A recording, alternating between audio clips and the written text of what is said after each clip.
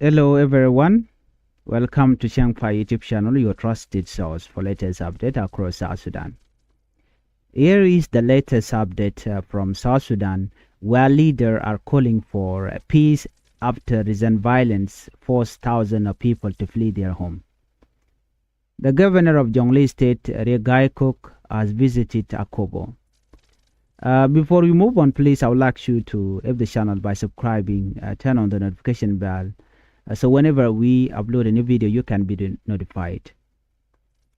The governor of Jonglei State, Dr. Riek, has visited Akobo County following week of fighting in the area.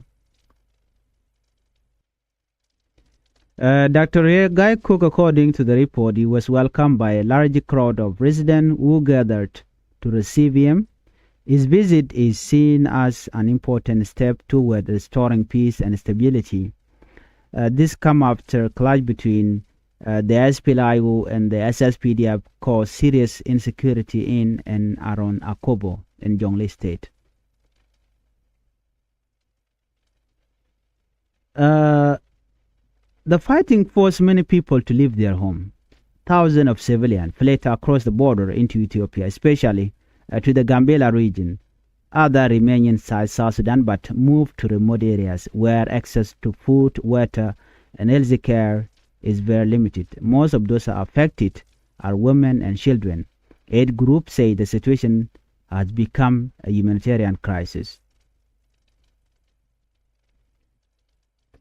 During the peak of the violence, the United Nations and other humanitarian agencies were told to leave Akobo. They were given 72 hours to leave.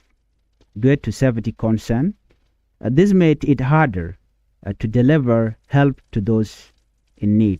Several aid organizations reduced their operation, leaving many families without support. There are also, some report that property was damaged and looted. The local market and a solar-powered water system were affected, making daily life even more difficult for residents. But no one there in Akobo, only soldiers. At the same time, the arrival of refugees in Ethiopia has increased pressure on already limited resources in border communities. Well, during his visit, Dr. Riek is expected to meet community leaders, youth, and local officials. The goal is to reduce tension and encourage dialogue between different groups. He is also urging displaced people to return home, although many are still waiting for a clear security guarantee. Let's look at the security situation. The South Sudan People Defense Force, SSPDF, say the area is now under government control and safe. A military spokesperson, Riek, has called on civilian and aid agencies to return to Akobo. However, some residents remain cautious, fearing that violence could happen again. Let's look at this development, a political development in Juba.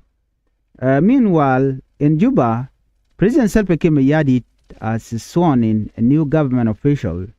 Among them is Peter Shaleman Shawich, who has been appointed as presidential advisor for peace, and also Joseph Ngwen Montuel has returned as the governor of Unity State. 3 deputy governors were also appointed as part of effort to strengthen government or governance and support the peace agreement.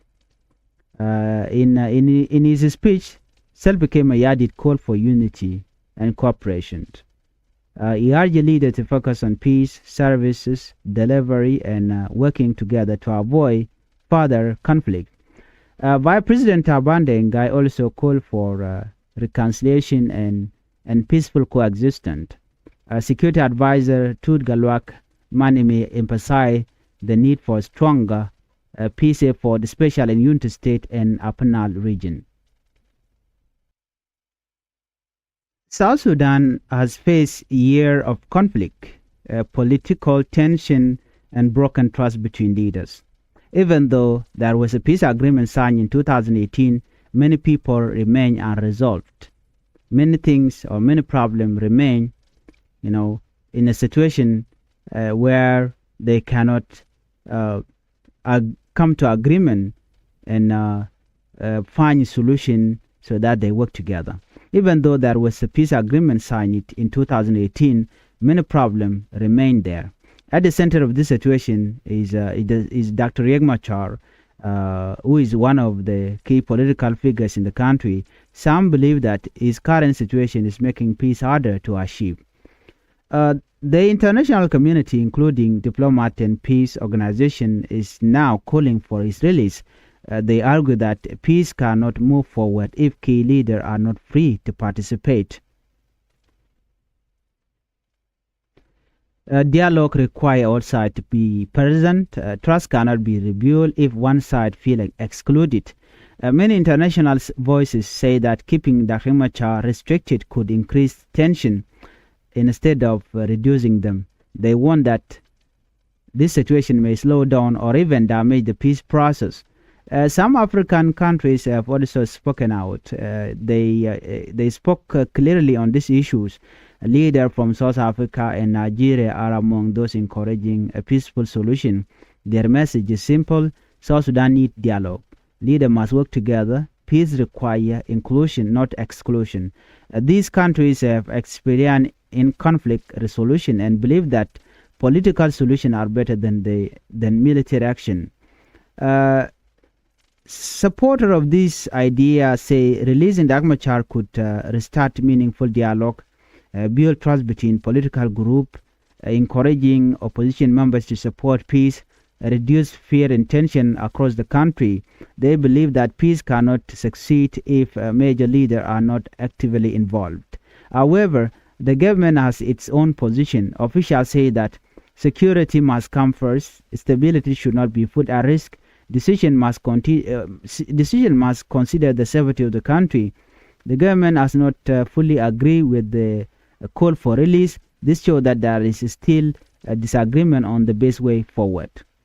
While leaders debate, ordinary people continue to suffer. Across South Sudan, families are displaced, communities are divided, access to food and healthcare is limited. In some areas, many citizens are tired of conflict and want real peace. For them, political disagreement have real life consequences. So here, experts warn that if the situation does not improve, political tension could rise again. Local conflict could increase. Humanitarian condition could also be worsened. This is why many are pushing for urgent actions. The main message from both international and African leaders is clear. South Sudan needs dialogue. They believe that all leaders must sit at the same table. Differences should be solved through discussion. Violence should not be the answer. Reconciliation is seen as the only lasting solution. Some people strongly believe that releasing Dr. Machar is the only way to move forward. Others believe that there may be other solutions. Security concerns must be addressed first. A balanced approach is needed. So while many people or many support the idea, it is still a topic of debate. At this moment, the situation remains uncertain. The question includes: will the government respond to international call? Will dialogue begin again? Can trust be rebuilt between leaders? The answer to this question will shape the future of South Sudan.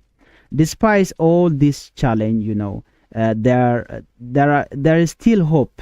The fact that international voices are speaking, African leaders are involved, citizens are calling for peace. These are all positive signs.